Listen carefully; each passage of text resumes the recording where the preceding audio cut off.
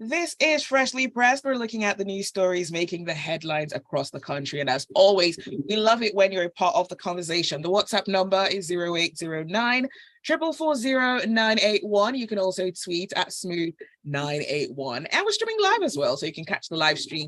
Just search for Smooth981 on YouTube, subscribe to the channel, and you can catch the live stream and post the comments. Our analysts this morning, Mr. C and AB, good morning. Hello, good morning, Lagos. Good morning, Mr. C, President Zibby, and the world at large. Have a great day and a great week ahead. Thank you so much. Welcome, Mr. C. Good morning, Zibby. Good morning, AB. Good morning, Lagos, and by extension, the rest of the world. So when I'm called President Zibby, I have to clarify that I'm not the ECOWAS chairman, right? Just in case anyone thought that was me. All right, so let's start off with this news story from Punch. Now, the proceeds of the recently introduced annual fee of 8,000 naira to be paid by motorists across the country for the proof of ownership certificate verification is to be shared. Now, it will be shared between the FRSC, the states, and the consultants who are engaged for the exercise. And this is according to the permanent secretary from the Lagos State Ministry of Transportation, Abdul Hafiz Turiola.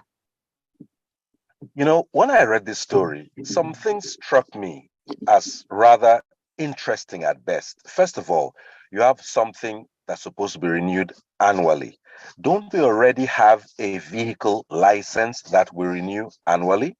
Secondly, the contents that are supposed to be on this proof of ownership are exactly what is contained fundamentally on your vehicle license, your name, all those other things. So then the most interesting thing is this is now going to be shared. Sharing for me is the bane of Nigerian life. It is the reason why we have this federal feeding bottle federalism where each month people slither to Abuja, get something and slither back to their states and misuse it.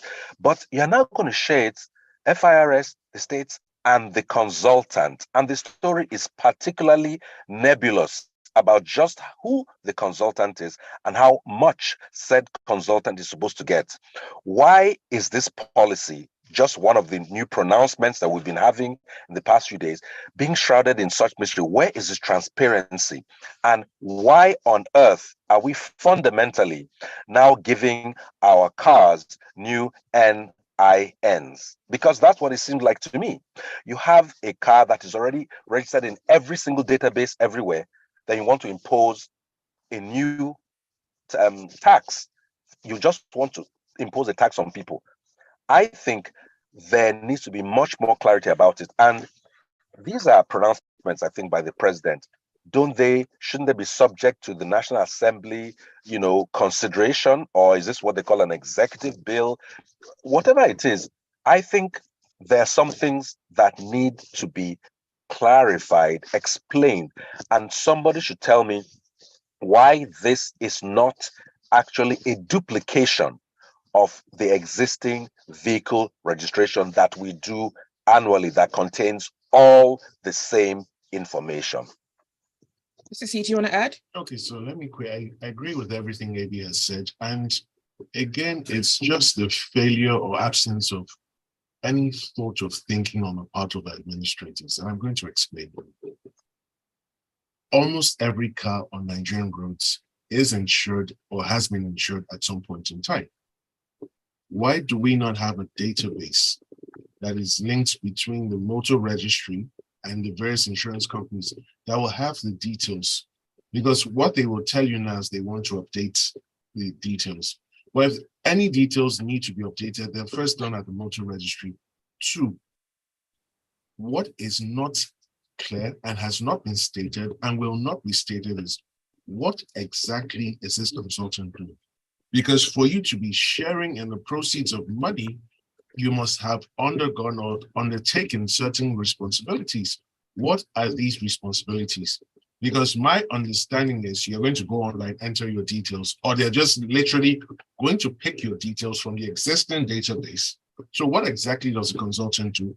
And what is the share that the consultant is entitled to? And where is the FIRS in all of this? So this proof of ownership thing, do all vehicles need to have it like prior to this time? No, so Lagos State says it's going to start charging from July, from this month. Okay, so prior to this time, did vehicles need a proof of ownership? No, that's a funny thing. There was already a proof of ownership certificate. So I do not understand what they're introducing. Okay, so was it a one-off? It was a one-off. So now it's going to be an annual payment. Yes, so let's proceed. All right, let us know what your thoughts are. The WhatsApp number is 0809 440 981, and you can also tweet at smooth981. From The Guardian, the governor of Lagos State has warned against the illegal trading under the Apongbon Bridge. The bridge was reopened to traffic on Saturday after about 15 months. Thank you, Zibby. So finally, after extended months of hardship visited on Lagos commuters, the Apongbon Bridge was opened on Saturday. Now, guess what? After 15 months, the repairs have not been completed. It is too good to be true, but it only happens in Nigeria. Now, what they've done is they've quickly repaired the parts that got burnt. But when you're approaching Marina from Apongbon, the road is still bad. Then Echo Bridge, which has a lot of issues, has not been addressed. And the governor is now telling us that they will shut down the bridge at intervals of 2 to 3 weeks to be announced ahead of time so they can continue the repairs. Now, it begs the enduring question: what exactly did you guys do for 15 months? Because at some point, it seemed as if there was no activity going on. And we must remember, this is an existing flyover. You're just repairing it. What if they had to construct a new flyover? And case in point, the flyover just by VGC has literally been abandoned because grasses and flowers now grow on it. I was in Port Harcourt over the weekend. The ex-governor, for all his drama, for all his theatrics, constructed 12 flyovers. I went on at least 6 of them. And these are flyovers he built from scratch. Here in Lagos, supposedly the state, the center of excellence, or whatever English they love to describe themselves with, we simply can't get a flyover repaired and repaired properly. For how much longer are we going to be dealing with such levels of mediocrity?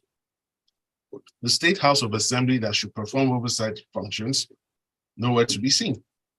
And this is unnecessary hardship meted out to commuters, especially in the light of the removal of the fuel subsidy and having to spend longer times commuting from the mainland to the island and vice versa. Because now all the pressure is on the third mainland bridge, because guess what?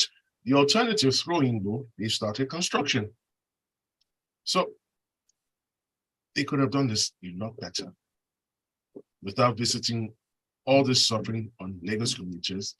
And they still haven't explained why they couldn't get a simple job done within 15 months. From a project management perspective, I think they were busy doing elections, and so they left the bridge. It's so important. Elections are so much more important than actual doing the work. But that's on a lighter note. Depending on what went wrong, it's possible that the scope and timing was longer than we wished. But there have been entire road cave-ins in places like Japan that are fixed in a week. So there is nothing magical about that bridge. It defies understanding that the road surface right at that Apongbon has been bad since I was a child. I did NYS in Lagos in 1990, and that road surface has never been smooth. I can't understand. Engineering can fix it. So there's something wrong with that. But the key thing, I would have thought that the blue line or so that was commissioned just before the election passes along that route. So ordinarily, that should be functioning and letting people. Am I wrong that there isn't a train line running along Marina now? So really, that would have been an opportunity for that train line to take some of the weight, or some of the traffic loads away. But for whatever it's worth, it's just important that they do the job properly and get it done as soon as possible, because millions literally of people depend on that route in and out of Lagos Island. All right, let's go on to some messages coming through.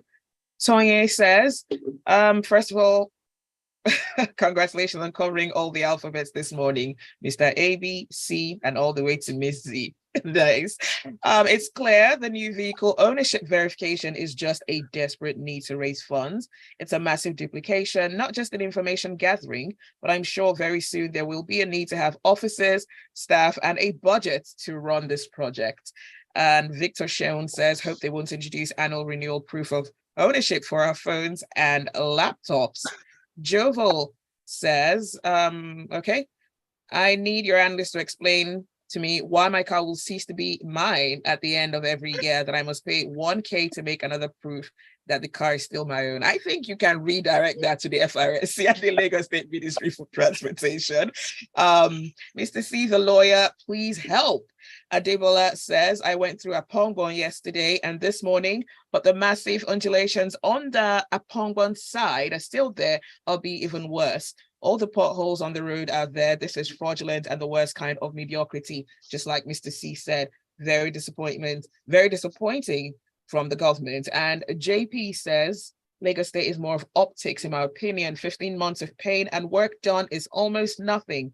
Where's the liaison between the federal and state governments? Sad. Cisco Delgado says it's a very sad situation, that Nigeria as an entity does not have a good database. This is why things are not being conducted properly.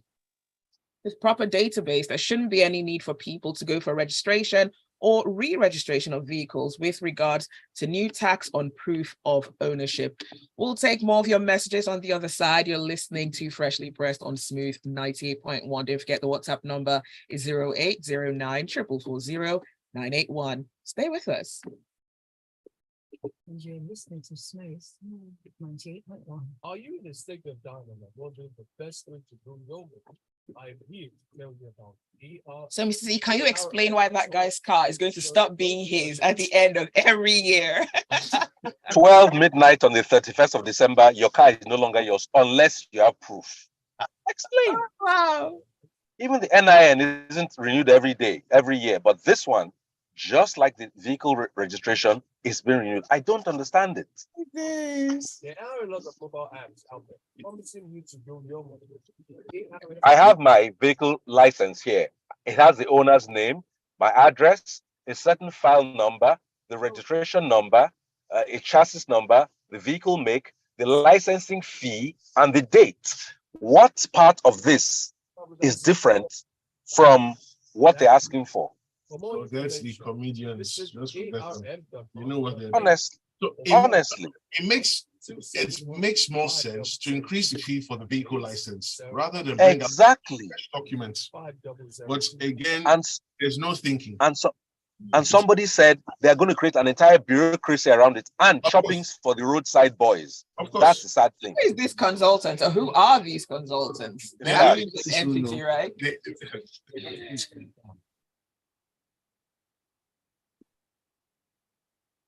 All right, we're going back on. Okay.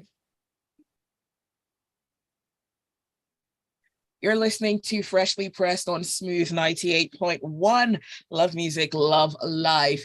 Our analysts this morning, Mr. C and AB, were looking at the news stories making the headlines.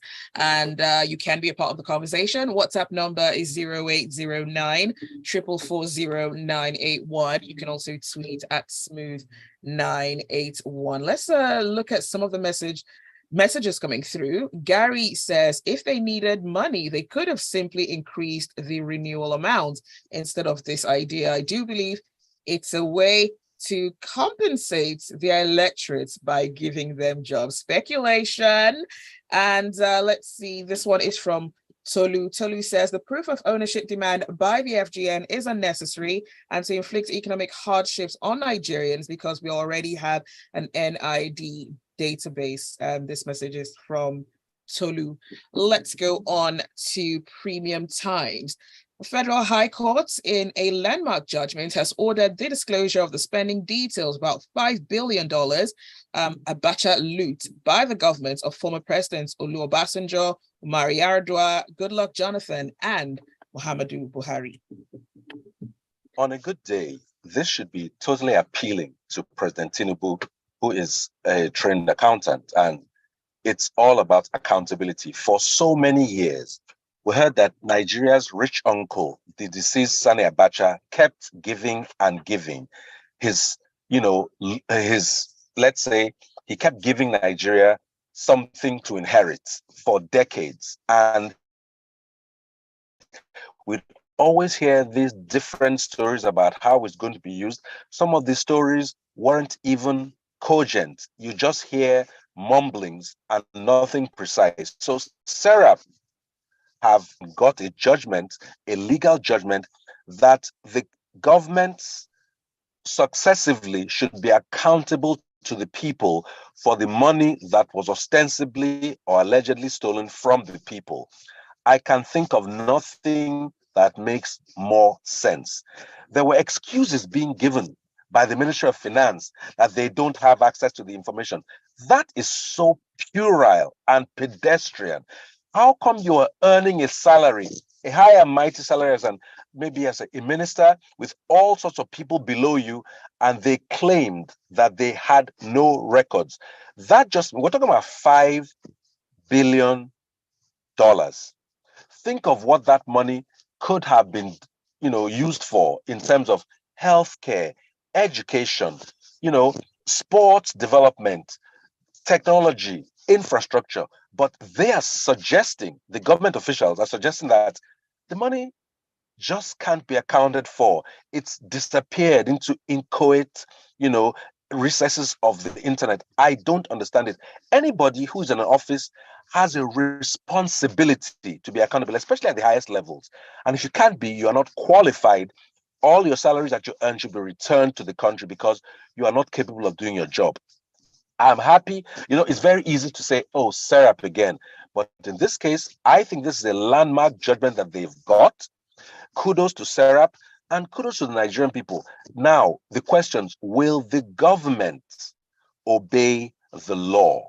Because if we purport to be a government of law and order, then this judgment should be binding. They're beginning 7 days, but I'm sorry, I'm not holding my breath. I have seen no evidence that we follow the law. According to the law, and Mr. C will correct me, if you detain a person and it's for a bailable offense, I think you have 24 or 48 hours to do it. Right. Governor Emefiele is still in detention. Bawa is still in detention. So for those two cases, what they did was they approached magistrates and applied for orders extending the time within which they could hold them. Now, the propriety of those actions, they're usually granted because they're ex parte, so there's no representation from the other persons. The propriety of these steps or these lines of action have been questioned, but alas, it is Nigeria. It is what it is for now. Okay, so let's just see what will happen. Will the FG bring out the documents or not? The clock is ticking. Next Monday, we'll have this conversation again. Is 7 days a realistic time frame, really, to get this? Why not? For 5 trillion naira? I don't think that's pocket change. No, Zibby, you should be able to listen. Account for 2 trillion. Let's know where we're going. No, so Zibby, so let me put in context, right? The money came in, then went out. So even if they pretend that they cannot find the records for the money coming in, the money going out, do they not have the records? So where did the money go to? At least that they should be able to comfortably and conveniently tell us. And it's irresponsible that public officials would come to courts and utter such nonsense. Because even receiving the money from the States or from Switzerland or from the UK, there are records. There's a money trail. It wasn't brought in cash. So that is absolute nonsense, and people need to be disciplined for that sort of rubbish. I can't wait to have this conversation in 7 days. And lastly, it didn't take 7 days before they announced the 114% increase in salary. So 7 days is a good time frame. All right. Emeka Odnelum says, we were told part of the Abacha loot was used for the Lagos-Ibadan Expressway. That's since I was born is yet to be completed. And let's see. Victor says, $5 billion would have built over 3 high-capacity refineries, airports, and seaports as far back as 1995. It's a loss to the Nigerian people. And Tayo says, Nigeria is an interesting place that we need a court order to have Abacha's loot accounted for All the leg over by the ministers of justice and finance the last administration should be studied by football coaches the world over. Congratulations to Sarap. Let's move on to Punch. IPMAN, which is the Independent Petroleum Marketers Association, has condemned the Incessant pipeline vandalism in Nigeria. Now, it's noted that the NNPCL's pipelines in Lagos are often vandalized by criminals. Okay, so thank you, Zibby. So the issue of pipeline vandalism has been with us for a very, very long time.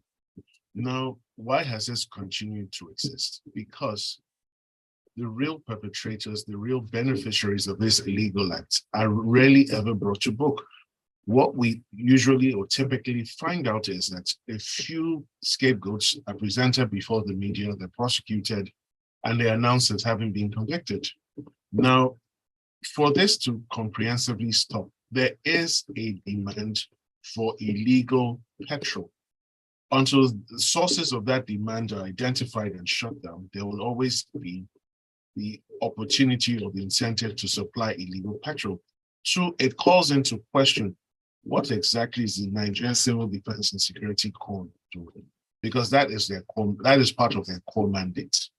They're not supposed to be on the highways, they're not supposed to be checking vehicles. So interestingly, they discovered a tanker belonging to a registered independent marketer who's based in Bali. Now, having identified the truck, they say all the perpetrators absconded but left the equipment. Will the owner of that truck be invited in for questioning? Why was your truck or your tanker at an illegal collection site? Who is the driver? Can you produce a driver? And conduct investigations to determine, is this the first time he's been engaged in something like this? Has this been going on for a very long time? Now that tanker, for that tanker to get to that location, it must have passed at least one security checkpoint. What did they tell the security checkpoint guys? Where were they going? So there are many unanswered questions, and it calls into question the commitment of the security agencies. It's so very convenient that every single human being escaped, but they left the equipment. Very, very convenient. When will they stop? When will they rise up and be alive to their obligations, their duties, and their responsibilities? Because when that illegal petrol is collected, it is sold. And it is sold at stations. And to NNPC, when the age of information technology, for the love of everything good under the sun, can you adopt technology? Get sensors, motion sensors along the pipelines. Get coverage, get cameras along the route.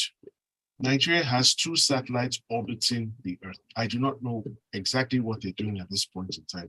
The NNPC has the leverage, has the clout to get in touch with the office of the NSC and ensure that 24 hours a day, our pipelines are being monitored by our own satellites.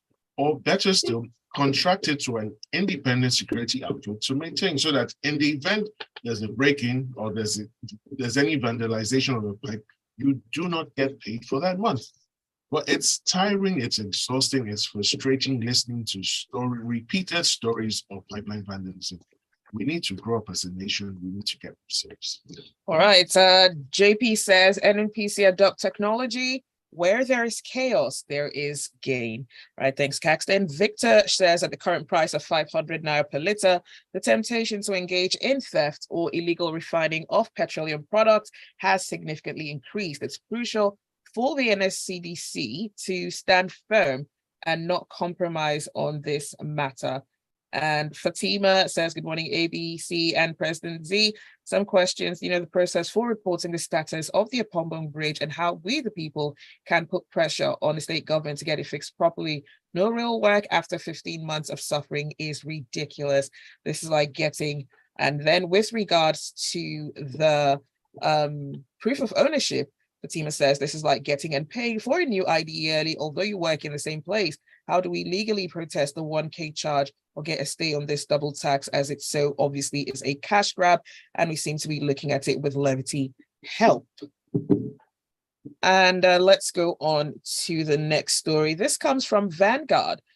UN Women on Saturday have urged the President Bola Tinubu to ensure 50% female representation in his forthcoming appointments of ministers, heads of agencies, and parastatals. I find these kinds of requests interesting, especially at the time they come. Okay, it's now seemingly falling on the shoulders of the president to ensure this. I would love to have seen where these voices were in the run-up to the elections, where they insisted maybe on 50% of elective offices being contested for by women. And then it's, in my view, is rather late and even disingenuous to not be very vocal and visible at those earlier stages where you create the foundations for this more gender equitable society, and then finally put it on the shoulders of one person whom you can conveniently accuse perhaps of not going with what you say. Nothing, the world cannot function without equity. We expect women to get into offices and perform as they always have excellently everywhere. But I personally am not a big fan of these kind of pronouncements and announcements that just because you're a woman, you should have an office. It's just like I don't accept that just because you're a man, you merit anything. I think you merit things you merit, and you merit things you work for. So it's a fine call. It will be considered, I bet, but I just don't want it to be one of those things that can be later rattled as a saber. If it doesn't come through, then somebody is said to have been non-gender friendly. I expect the president to put round pegs in round holes, whoever the president may be. And it should be about what they can do. I expect people to be considered from all stripes of life. I like diversity, but I don't like pronouncements about 50%. Why not 80% women? Why not? Why not? Why just 50%? Just All my right. thoughts. Let's go on some messages. So Fatima, if you'd like to report an issue with the bridge, I guess contacting the Lagos State Ministry of Works would be a good way to start. And No, she should just call them out on Twitter and respond faster. Okay. So legally, can citizens, Mr. C, actually challenge this rule, this proof of ownership thing? Yes, you can. And I believe Sarah is in the process of filing papers to challenge this. Okay. Bosun says the trucks would have license details and driver's licenses in it. Who are they? There must be something that can lead to the owners of the truck.